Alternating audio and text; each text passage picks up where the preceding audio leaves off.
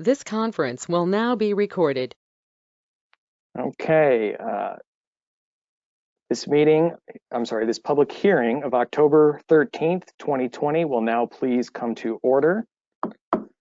Audience participation. Due to this hearing being virtual, council is asking anyone that would like to address council who is participating through the computer to please use the chat feature now to let Clerk Massarolo know if you have a comment, and you will be called on during the comment portion of the meeting. If you're calling on a phone or do not have access to the chat feature, we will give directions during the public comment portion of our meeting. Will the clerk please call the roll?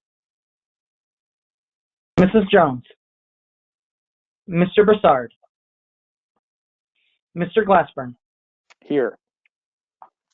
Ms. Heeman, Ms. Heeman,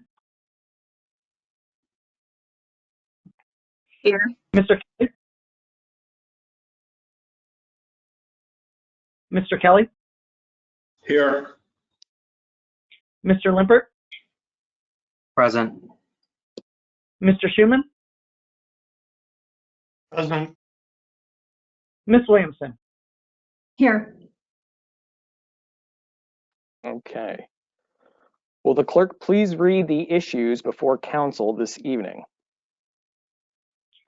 Ordinance 2020-77, an ordinance amending section 1135.02 of the zoning code of the city of North Olmsted entitled accessory uses for the purpose of eliminating the 200-foot residential lot setback requirement for animal shelters used for chickens. Thank you, Clerk Massarolo. I want to remind council this is a public hearing. We are here to listen to the public comments. Council may ask questions and follow up to audience comments, but there will be a committee meeting following the public hearing that would be the place for council to ask more detailed questions. Councilman Schuman, as this is your legislation, would you please give council and the audience a description of the issue at hand? Thank you, Councilman Glassburn. President Pro Tem Glassburn, sorry. No worries. What was that? I'm sorry. No worries. Nobody has Okay. to address me by pro tem or any combination of those words.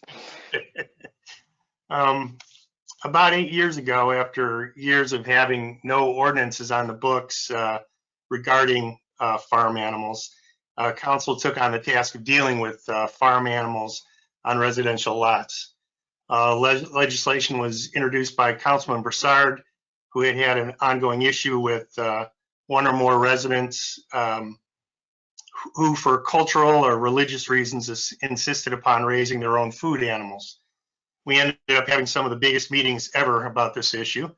We had family members, some of our small farmers attended, along with 4-H scouts, and of course, neighbors who didn't like the animals and neighbors who did.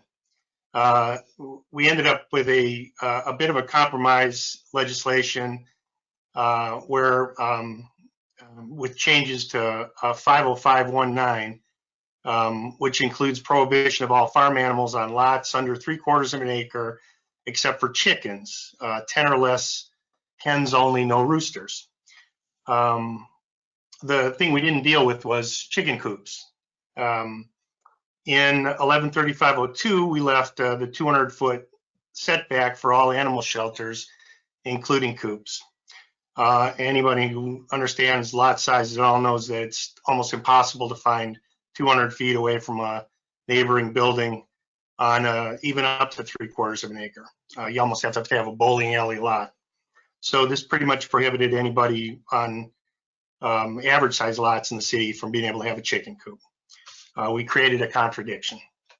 And of course, the pandemic has exacerbated the desire to be self-sufficient, sustainable, less dependent upon conventional food sources. And even before this, poultry husbandry was becoming very hip and among some residents, along with things like beekeeping and vegetable gardening, solar power, rain barrels, that kind of stuff.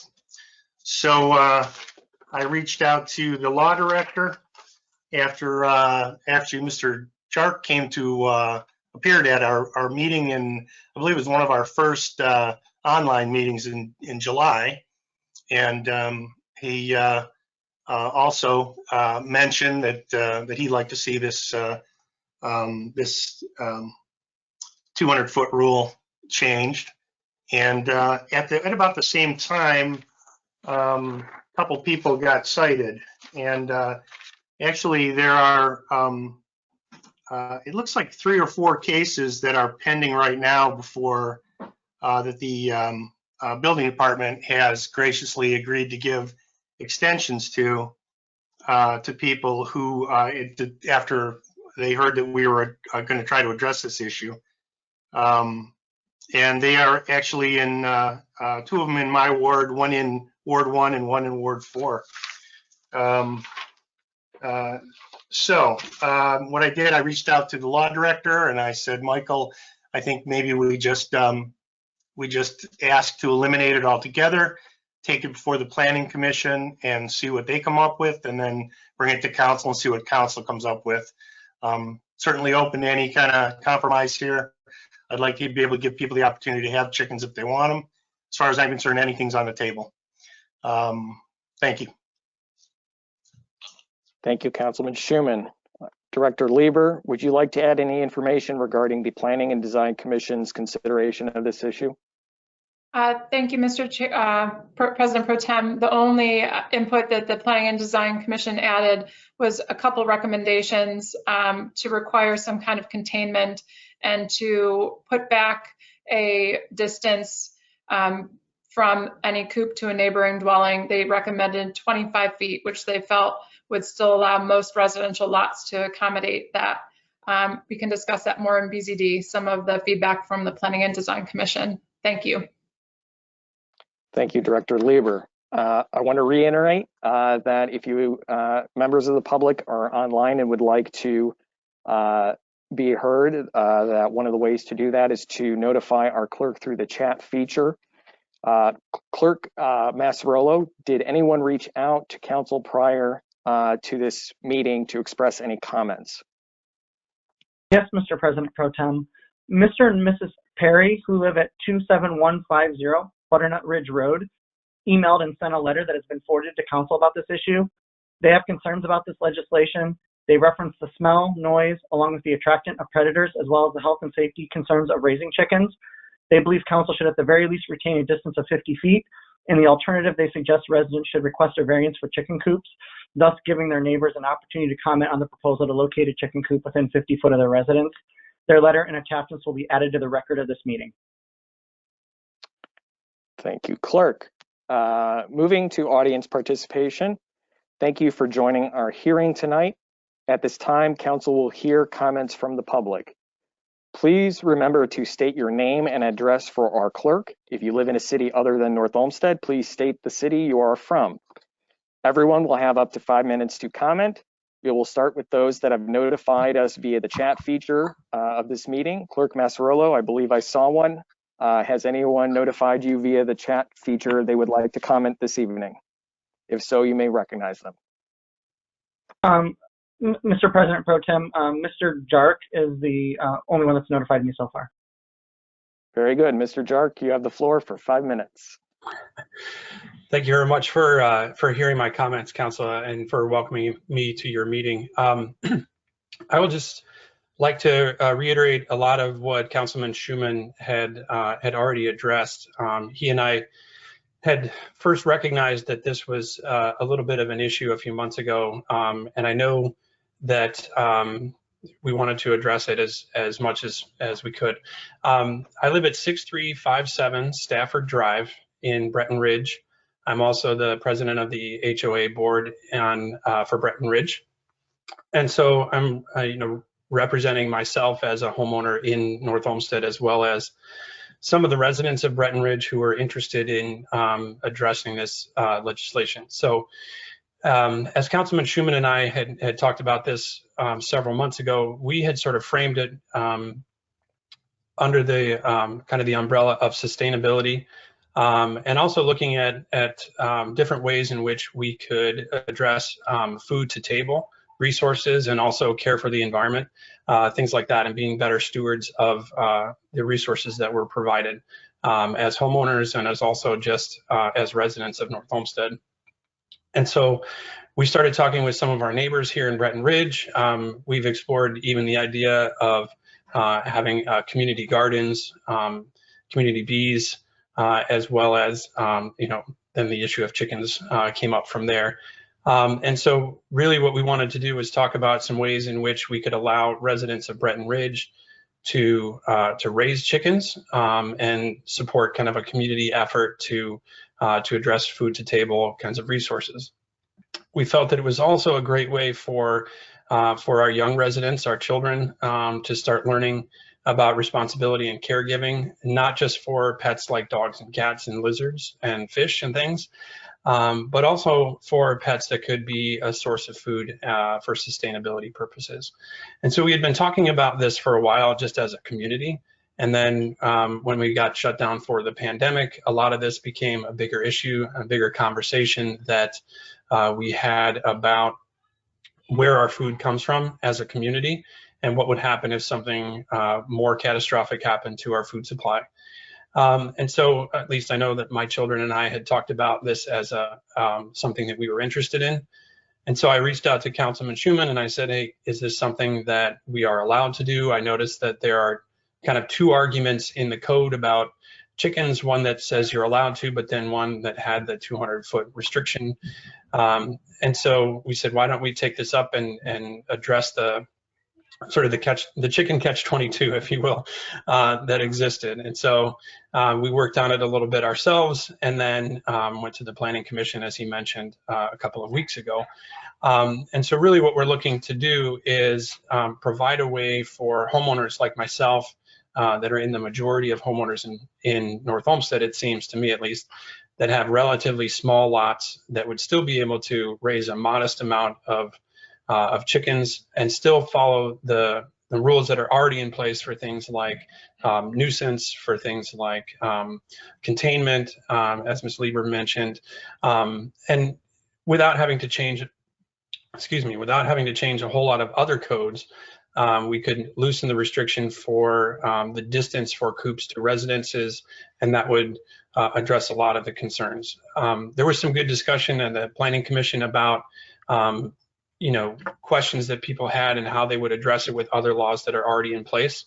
So we didn't feel that it was too necessary to go too much further down the line to loosen any more restrictions. But if the 200-foot rule was either modified or removed, that would at least provide the opportunity for residents like myself to at least have a modest amount of chickens and address some of those other environmental and sustainability concerns that we had in the beginning. So I thank you for addressing this and for bringing it to council and for helping us to address it. So thank you for your time. Thank you, Mr. Jark. Clerk Massarolo, I believe I saw another request while we were hearing the last speaker. Mr. Dorencott, you have the floor for 5 minutes.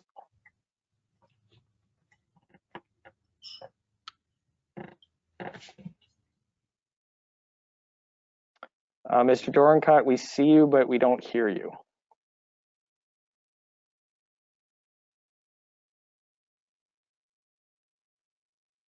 Can you hear me now? Yes, I can. Okay. Thank Listen, you. Go on I ahead. never had this set up, so it didn't pick up my audio. As I was saying, thank you, council, and everyone else here for allowing me to speak in that. I thought about how I would approach this issue with council, and a number of different ways. And the biggest thing for me with having chickens is on a number of issues, but I get a little distracted here. Basically, the whole thing with chickens for me is being able to provide for my family. When all of this Corona stuff started, we started seeing all the articles. I'm sure a lot of people did. We started seeing the articles of food shortages coming down the pipe and meat packing plants closing, farms being shut down, and it's a concern if you believe everything that we're being told. the way I look at it is it's also a healthier form of food that I can get for my family. You know, in addition to the chickens, I also garden in my backyard. I have probably about 400 square foot of garden space that I'm also using. It's also good for the environment. You know, it's reducing the need for companies to put up all this stuff, you know.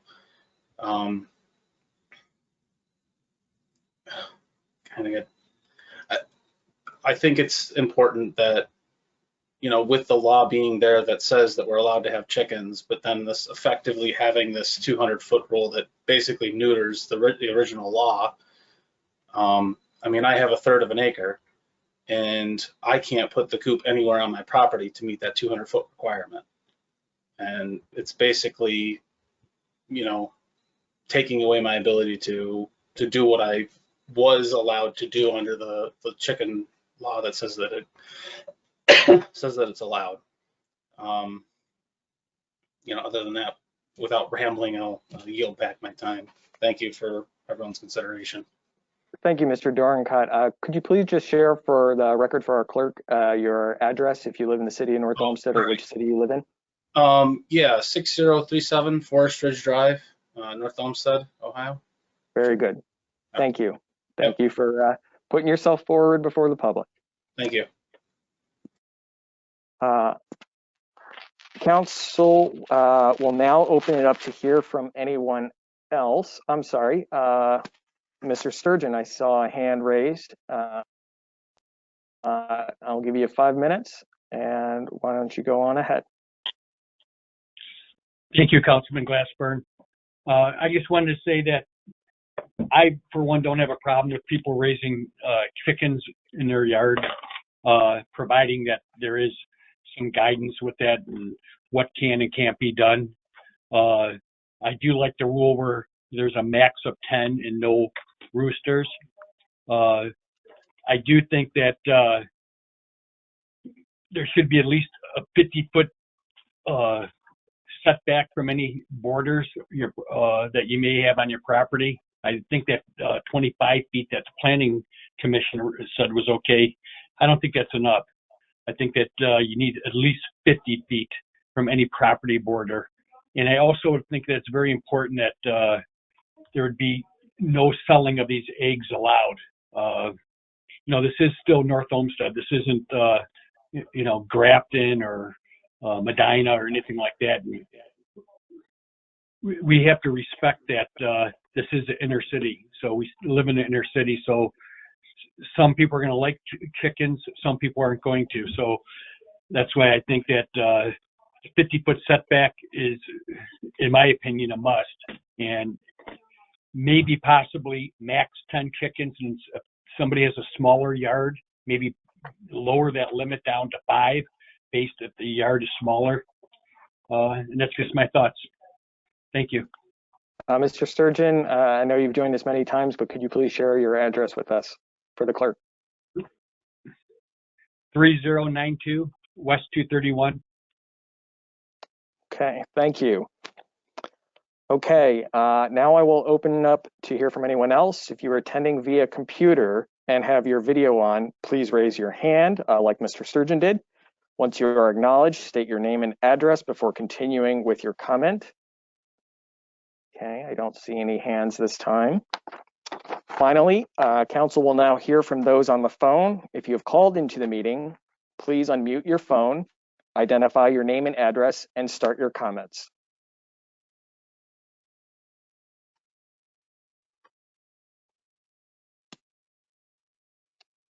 Okay, I'm not hearing any phone takers. Hearing no other comments, is there a motion on the floor to excuse the absence of Council President Jones? So moved. So moved by Councilwoman Williamson. Appears that Councilman Schuman seconded it. Mr. Clerk Mazzarolo, please do the roll call, please. Ms. Williamson? Yes. Mr. Schuman? Yes. Mr. Kelly? Yes. Mr. Limpert, Yes. Ms. Heeman, Yes. Mr. Glassburn. Yes. Council President Jones is excused by a vote of 6-0. Is there a motion on the floor to excuse the absence of Councilman Broussard? So moved. So moved by Councilwoman Williamson and seconded by Councilman Schuman.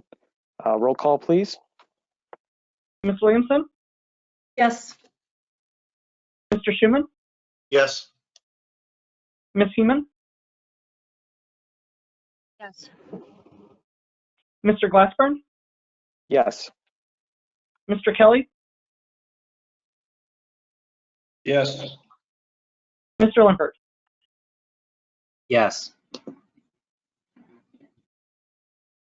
Councilman Broussard has been excused by a vote of 6-0. With the agenda being completed and there being no further business to come before this council, the public hearing of October 13th, 2020 is adjourned at 7:21 p.m.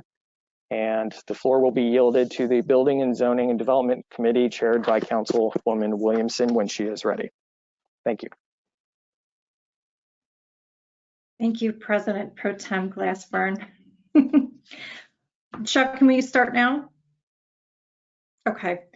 We will begin the Building, Zoning, and Development Committee this evening at 7:22 p.m. Present are committee members Williamson, Schuman, and Limpert. Council members Glassburn, Heeman, and Kelly. We have our law director,